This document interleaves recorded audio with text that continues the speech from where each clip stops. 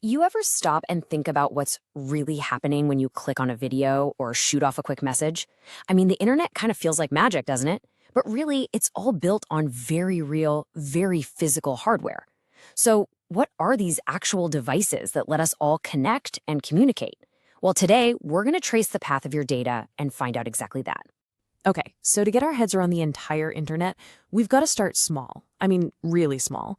The smallest network you can possibly imagine. So let's just forget about the whole world for a minute and focus on one simple problem. How do two computers, sitting right there next to each other, actually have a conversation? And believe it or not, this is a network. Yep, that's it. A single cable hooking up two machines. As soon as they're physically linked, boom, they can start sharing stuff. And that sharing, well, that's really just a conversation. A simple back and forth of, can I have this? And sure, here you go. This right here, this is the foundation for, well, for everything else we're going to talk about. So let's watch how that basic exchange actually plays out. PC1, let's say it wants a file, maybe image.jpg. It sends a request.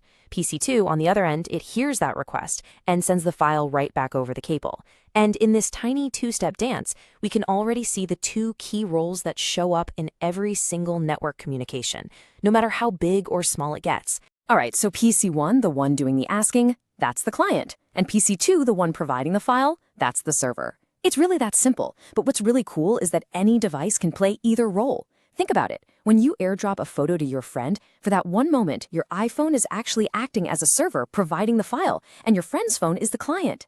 These roles are totally fluid. Okay, so this two-PC network is neat, but it just doesn't scale, right? What happens when you've got an entire office, maybe 30 PCs?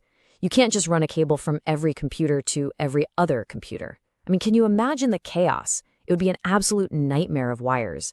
Clearly, we need some kind of central hub to manage all these local conversations. And this is our solution. It's called a switch. The easiest way to think about it is like a local post office, but just for one building.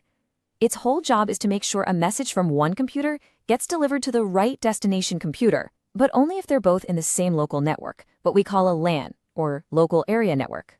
So the absolute key thing to remember about a switch is that it's all about local. It lives and breathes inside one LAN. Its whole purpose is to be that central connection point. And that's exactly why they're built with a ton of ports. You'll see them with 24, 48, sometimes even more. You just plug in all your PCs, your printers, your local servers, and the switch acts like an air traffic controller, keeping all that internal traffic organized and making sure it gets exactly where it needs to go. Okay, so our office is all hooked up. It's great, everyone can chat with each other, everyone can print stuff, but we're still stuck inside our own little bubble. What happens when someone wants to watch a YouTube video, or maybe connect to a server in the company's office in Tokyo? The switch, well, it just throws up its hands. It has no clue how to talk to the outside world. So to break out of that bubble, we need another piece of hardware, the router. Now, if the switch is our local post office, the router is the international airport. Its one specific job is to connect different networks together. It's the gateway from our cozy little local area network to that massive global network of networks we all know as the internet. Okay, let's put these two side by side because this is a really common point of confusion. The biggest difference is scope. A switch is all about organizing traffic inside one network. That's why it has so many ports, to connect all your local stuff. A router, though, its job is to connect between networks. It usually only has a few ports because it's not trying to connect individual PCs. It's connecting your entire network to the big wide world. And there we go. Our office is connected to the world. Awesome. But in opening that door, we've also created a massive new problem. We're now visible. We're exposed to literally anyone on the internet, and that includes bad actors, attackers who might want to steal our data or just cause chaos.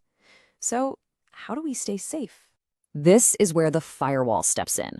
The best way to picture it is as a digital gatekeeper, or maybe like a really tough bouncer standing at the only door to your network. Its one and only job is to inspect every single piece of data trying to get in or even get out and check it against a very strict rulebook. So here's how that plays out in real life. An attacker out there on the internet tries to send something nasty to one of the servers inside our office. The firewall grabs that traffic before it even has a chance to enter our local network. It checks its rulebook, sees this connection is a big no-no, and bam, the traffic is blocked, access denied, the attack is completely stopped before it even gets to ring the doorbell. Now, what's interesting is that firewalls come in a couple of different flavors. You can have a dedicated physical hardware box that stands guard at the edge of your whole network. But you also have a software firewall running on your own PC right now. Yep, your computer has one built in, providing another layer of defense. And of course, this technology is always getting better. The new next-generation firewalls are way smarter, using some really advanced tricks to spot even the sneakiest threats. Okay, let's put it all together now. You on your computer, you're the client. You request a web page. That request hits your local switch. The switch sends it to your router. The router shoots it out past the firewall across the big old internet until it reaches a server. That server sends the page back, and the whole thing happens in reverse. All of this in literally the blink of an eye. Every single piece we've talked about has its own crucial job to do. Hey, so remember that kind of dry, technical definition from the very beginning? A computer network is a digital communications network which allows nodes to share resources. Yeah, that one. It probably makes a whole lot more sense now, right? We know the nodes are just our clients and our servers and all that hardware in the middle. And sharing resources? Well, that's just that simple conversation, that back and forth of requests and responses.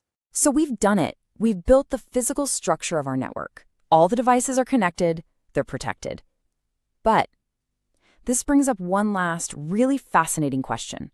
For any of this to actually work, for a client in New York to talk to a server in Tokyo without a hitch, every single one of these devices has to be speaking the exact same digital language. The hardware's all plugged in, but what language are they all speaking?